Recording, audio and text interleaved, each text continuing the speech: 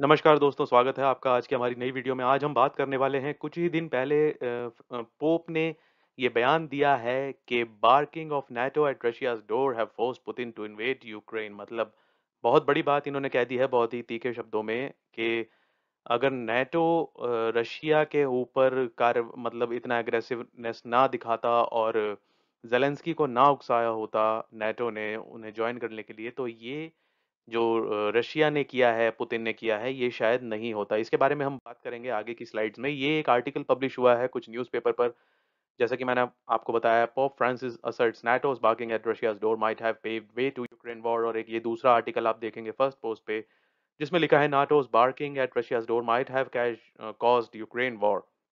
तो बहुत कड़े शब्दों में इन्होंने निंदा की है। और ये एक बहुत ही बड़े लेवल के इंसान हैं। अगर आपने देखी होंगी इनकी वीडियोस देखी होंगी या न्यूज़ में इनके बारे में पढ़ा होगा, तो ये काफ़ी सम्मानित व्यक्ति हैं। और किसी भी देश के जब रिप्रेजेंटेटिव या राष्ट्रपति, प्रधानमंत्री जाते हैं, अभी कुछ दिन पहले मोदी जी भी इनसे मिले थे, अगर आपने उस न्यूज़ पे ध्यान दिया हो तो काफ़ी सारे लोग इनसे मिलते हैं और इनका ये कहना है कि नाटो ने उकसाया, इस वजह से रशिया ने ये अटैक किया। और इन्होंने साथ में ये भी कहा है, an anger that I don't know if you can say was provoked but may be facilitated.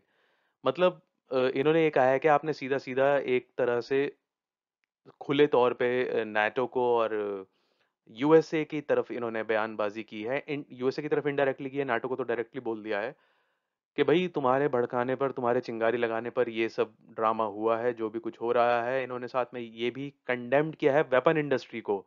इन्होंने ये बयान दिया है कि जो arms trade is a scandal, इन्होंने बोल दिया यहाँ पे, दैट फ्यू ओपोज़, जिसको कुछ लोग विरोध करते हैं।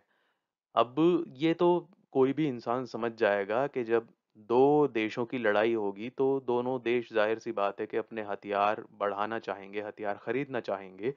तो ऐसे में फ़ायदा किसका होता है? उन कंपनियों का, उन बिज़नेसेस ओनर्स का जो हथियार बनाने की इंडस्ट्री में हैं, जिसमें कि हम जानते हैं कि यूएस और यूके हैं। तो यूएस के नाटो ने कहीं न कहीं क्योंकि यूएस एक बहुत बड़ा देश है जो गवर्न करता है, कंट्रोल करके रखता है बेसिकली नाटो को। नाटो को में बाकी सारे अगर आप देश देखेंगे तो वो ज़्यादा बड़े नहीं हैं आबादी के तौर पे, या उनकी जो गवर्नमेंट है या कुछ उनकी मतलब दिखते नहीं हैं इतने वो किसी उसमें मीटिंग वगैरह में। छोटे देश हैं, ज़्यादा बड़े देश नहीं है, बट यूएसए उन पे कंट्रोल करता है। तो यूएसए ने तीली लगाई ज़ेलेंस्की को कि भाई तुम आ जाओ, नाटो जॉइन जॉइन कर लो। रशिया तुम पर हमला कर देगा कभी भी, तो हम तुम्हें बचाएँगे। अब वो ज़ेलेंस्की जो है उनकी बातों में आ गए और उसके बाद ये सारा बवाल हो गया, क्योंकि यूक्रेन को अपनी सीमाएँ सुरक्षित करनी थी, सॉरी, रूस को। कोई भी देश नहीं चाहेगा कि किसी दूसरे देश की मिलिट्री उसके बॉर्डर पर तैनात हो जाए। तो रूस अपने इस एक्शन को जस्टिफाई कर रहा है ये कह के कि मैं भई अपने देश की एक तरीके से रक्षा कर रहा हूँ आने वाले खतरे से। क्योंकि अगर नाटो की जो सेनाएँ हैं वो रूस के बॉर्डर पर तैनात हो जाएँगी, तो आप ये समझिए कि अगर वो उकसाएँगी फिर रूस को कि भई तुम हमसे लड़ो आके। कोई फायरिंग कर देगा या कोई मिसाइल छोड़ दिया, कोई बम फेंक दिया। अब अगर रूस ने उसका जवाब दिया, तो होगा क्या कि जो 30 देशों का संगठन है नाटो, तो सारे के सारे जितने भी देश उसमें हैं, उसकी जो ट्रीटी है उसमें ये है कि भई नाटो के अंदर जो देश शामिल हैं, उनके किसी भी देश के ऊपर हमला करना मतलब नाटो के सभी देशों के ऊपर हमला करने के बराबर है। तो किसी भी एक देश पे हमला होगा तो बाकी के सारे देशों की सेनाएँ जो हैं रूस के ऊपर अटैक कर देंगी। तो उसको पूरा हक है अपनी देश की रक्षा करने का और वही वो कर रहा है। इन्होंने साथ में ये भी कहा, I can't answer, I am too far away to the question of whether it is right to supply the Ukrainians, Francis said, कि भई आप यूक्रेन को हथियार सप्लाई कर रहे हैं, मैं इस बारे में कुछ नहीं कह सकता कि ये कितना सही है, कितना नहीं है।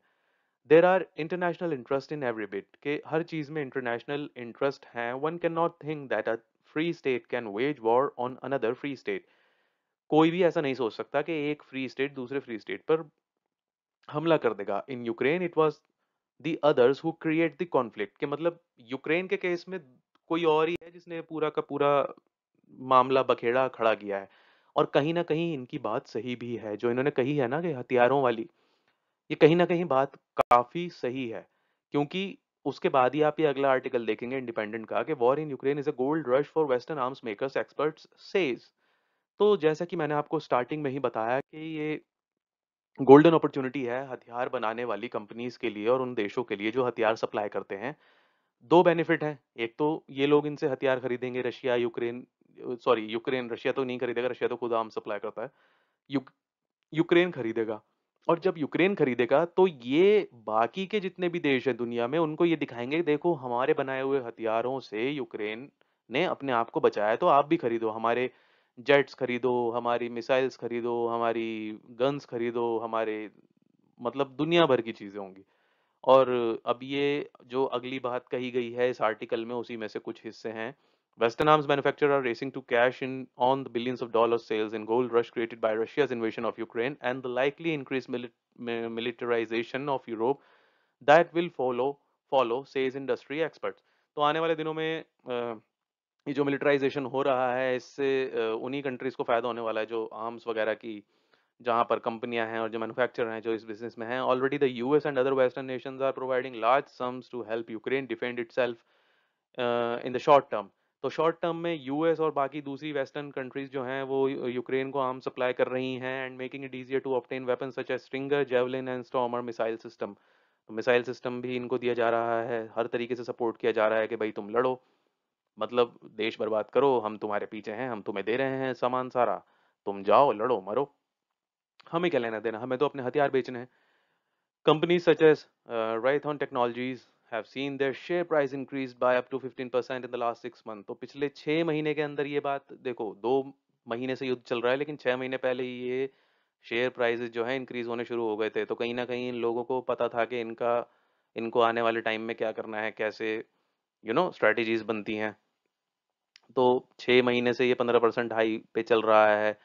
और as it and other giant arm makers attend in classified meetings with the Pentagon to assess how they can benefit from the wish of Ukraine and its charismatic president Volodymyr Zelensky to arm itself against the Russian invasion। तो Zelensky को तो बलि का बकरा बनाया जा रहा है यहाँ पर, मैं यही कहूँगा कि भाई उनको चढ़ा के और उनको हथियार बेचे जा रहे हैं बस कि भाई आप हथियार खरीदो, जाओ मरो, आपकी सेना लड़े, हमें तो अपने हथियारों का प्रदर्शन करना है।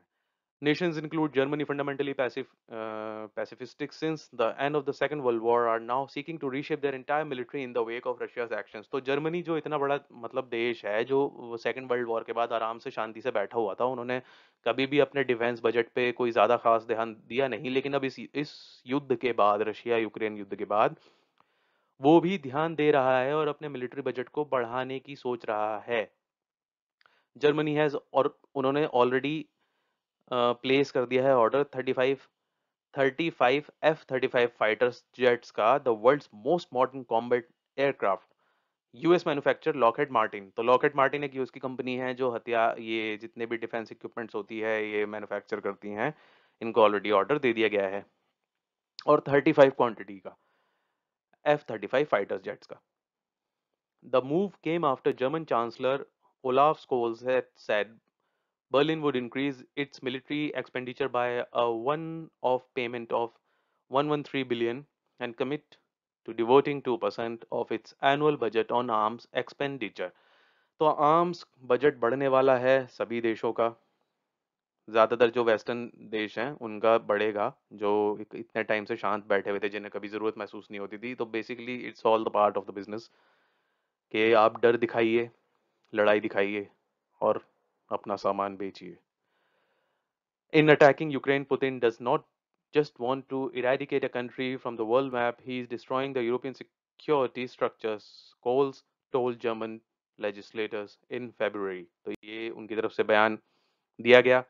William Hartung, an expert on international arms trade, tells these opportunities represent a gold rush for the industry। जैसा कि मैंने आपको बताया कि भाई सोने का अंडा देने वाली मुर्गी जैसे होती है, उस तरह से ये वॉर का समय बना हुआ है इस समय सभी उन लोगों के लिए जो आर्म्स बिजनेसेस में हैं, या तो वो देश, या तो वो कंपनीज, या वो लोग जो भी हैं, तो उन सब के लिए ये एक गोल्डन पीरियड टाइम है। In March the Biden administration proposed a 2023 Pentagon budget of 813 billion, a 4% increase of 31 billion from the 2022 spending package the president signed into law that month. तो बाइडेन ने भी अपना जो बजट है वो increase कर दिया है. The British government has also been holding meetings for defense industry officials and hosted representatives from Ukraine for a display of the purported prowess of the armored missile launches known as Stormers and produced by system platforms and services. तो British government, UK government जो है वो भी काफ़ी meetings कर रहे हैं और काफ़ी कीन इंटरेस्ट दिखा रहे हैं अपने डिफेंस इंडस्ट्री, अपने डिफेंस बजट को बढ़ाने के लिए भी और साथ ही साथ डिफेंस बिजनेस को बढ़ाने के लिए भी. The weapons had been shown off during the visit of Ukrainian officials. Britain has now reportedly agreed to send the weapons to Ukraine. तो जैसा कि मैंने आपको बताया, देखो यूक्रेन से ऑफिशियल्स जा रहे हैं तो उनको वेपन्स दिखाए जा रहे हैं, वेपन्स शो ऑफ किए जा रहे हैं और दिखाया जा रहा है कि भाई देखो हमारे पास इतने अच्छे अच्छे वेपन्स हैं, आप इन्हें खरीदो, इन्हें लो और उसके बाद जाके लड़ो.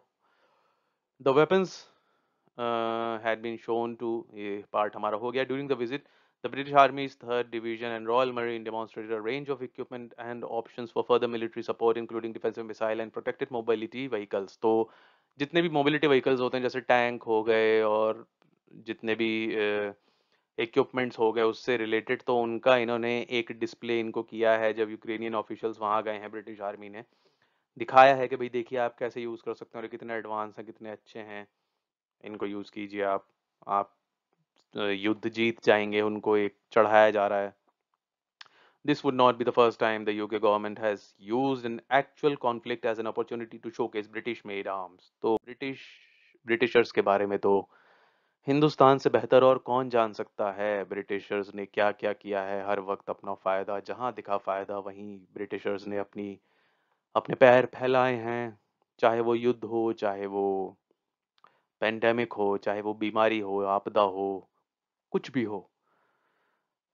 तो a spokesperson for Lockheed Martin cited recent public comments from CEO Jim Taiclet, जो Lockheed Martin के CEO हैं. World has clearly changed with Russia's invasion of Ukraine. तो इनके हिसाब से दुनिया बदल गई है रशिया के इन्वेजन करने से. तो भाई कम शब्दों में बड़ी बात कह रहे हैं कि भाई दुनिया बदल गई है, मेरे से हथियार ले लो.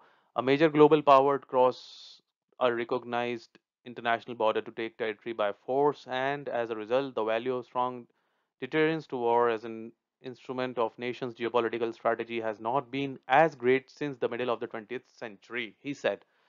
तो इनके हिसाब से कि भाई एक देश ने दूसरे देश की सीमाएं पार करके हमला कर दिया है, तो पहले जैसी बात नहीं रही है जैसी 20th सेंचुरी में थी. बहुत चीजें बदल गई हैं. So here at Lockheed Martin, we are aggressively and have been aggressively positioning our company as a deterrence company using the F-35 and our other core platforms at Pathfinders. तो F-35 को तो ये बान ही रहे हैं कि भाई हम एग्रेसिवली उसको बना रहे हैं और भी ये रास्ते देख रहे हैं कि और क्या क्या हम इक्विपमेंट बना सकते हैं. अब इन्हीं बीचों बीच पोप ने ये भी कहा है कि भाई Pope Francis ready to go to Moscow and meet Putin to settle war against Ukraine. तो हो सकता है कि ये यूक्रेन जाएं और रशिया जाएं या मॉस्को जाएं और पुतिन से बात करें कि भैया बंद कर दो वॉर, बहुत तबाही मचा ली तुमने, अब छोड़ दो.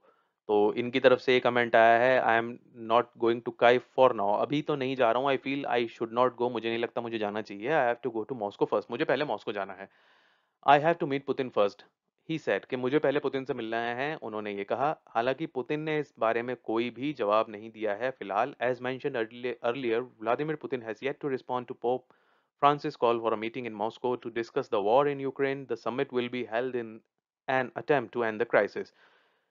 तो अभी के लिए तो कोई जवाब उन्होंने नहीं दिया है. अभी भी कॉल का इंतजार है पोप को कि पुतिन कॉल करेंगे और उनसे बात करेंगे, लेकिन अभी तक ऐसा कुछ हुआ नहीं है. The Russia Ukraine war entered day 69 on Monday. तो मंडे को 69 डेज हो चुके हैं, 2 महीने से ऊपर का समय हो चुका है. with explosions still being recorded in several Ukrainian cities. तो अभी भी यूक्रेनियन सिटीज में कुछ धमाके देखे जा रहे हैं, रिकॉर्ड किए जा रहे हैं. After being tapped for several days in the beside city of Mariupol, embattled, Ukrainian President Zelensky announced on Sunday that approximately 100 civilians had been evacuated from the Azovstal steel plant. तो इन Azovstal steel plant, इनका कहना है कि भाई 100 से ज़्यादा बंदों को हमने स्टील प्लांट से निकाल लिया, क्योंकि 2 दिन के लिए रशिया ने भी वहाँ पर स्टील प्लांट के आसपास जो है उसको वॉर को होल्ड कर दिया था। तो इनका ऐसा कहना है कि भई हमने 100 से ज़्यादा लोगों को निकाल लिया है। अब ये कब तक युद्ध चलेगा ये तो समय ही बताएगा कि भई ज़ेलेंस्की झुकेंगे नहीं और पुतिन रुकेंगे नहीं, तो ये कब तक चलता रहेगा, इसमें कुछ कहा नहीं जा सकता। और इन सब में जो पोप ने सबसे इम्पोर्टेंट बात कही कि भैया फ़ायदा उठा रहे हैं हथियार बनाने वाली कंपनियाँ और देश, उनके लिए ये गोल्डन अपॉर्च्युनिटी है। और इसी वजह से उन्होंने ये स्टेटमेंट दिया कि भई अगर तुम नेटो अगर बात नहीं करता पुतिन के ऊपर रशिया के ऊपर, तो ये सब नहीं होता। अब ये एक बहुत ही इम्पोर्टेंट कमेंट था क्योंकि एक बहुत बड़े लीडर के रूप में माने जाते हैं पोप भी, जितने भी दुनिया के लीडर हैं उनसे मिलते हैं, उनसे बात करते हैं, सजेशन लेते हैं और एक अच्छा उनका उनकी अहमियत बहुत ज़्यादा है वर्ल्ड लेवल पर। तो ये वीडियो इसी बारे में थी कि उनके कमेंट के बारे में और क्या प्रतिक्रियाएँ आई हैं और क्या उससे रिलेटेड जो उन्होंने बात कही है कितनी हद तक वो सही है। आई होप ये आपको वीडियो पसंद आई होगी। अगर आपको वीडियो पसंद आई है तो प्लीज़ इसे लाइक कीजिए, चैनल को सब्सक्राइब कीजिए और बेल आइकॉन ज़रूर दबाइए और ताकि सबसे पहले आपको नोटिफ़िकेशन मिले जब अगली वीडियो अपलोड हो। हमें सपोर्ट कीजिए, बहुत ज़रूरत है आपके सपोर्ट की। तो जब तक हम अगली वीडियो अपलोड करते हैं तब तक आप लोग पढ़ते रहिए, तैयारी करते रहिए। तो मिलते हैं आपसे अगली वीडियो में जल्दी ही, तब तक के लिए जय हिंद, जय भारत।